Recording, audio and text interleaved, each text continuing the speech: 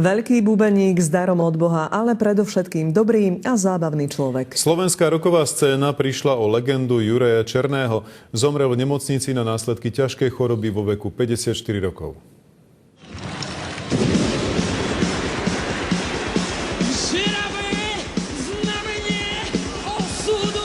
Ja si Ďura Černá ho pamätám ako skvelého človeka, výborného hudobníka. Musím povedať o Ďurovi, že to bol prirodzený bubenický talent. Našťastie môj brat bol tak fantastický človek, že bol veľmi obľúbený. Ďurko bol pre mňa nielen najväčšia láska, ale už navždy zostal akoby člen mojej rodiny, moja súčasť. Vyštudoval réžiu, no srdcom bol muzikant, pôsobil v dvoch zásadných slovenských rockových kapelách, Tublatánke a Slobodnej Európe. Bol síce zdanlivo nenápadným, ale veľmi dôležitým elementom toho, prečo tie kapely, tie dejiny slovenskej hudby písali tak skvele.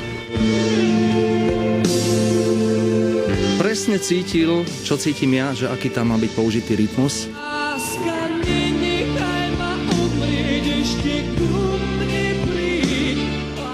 Presne vyjadril v nálade pesničky to, čo si pesnička vyžadovala. Množstvo koncertov, tisíce fanúšikov, Juraj viedol burlivý život, patrili k nemu aj drogy, sám sa však rozhodol zabojovať a liečiť sa.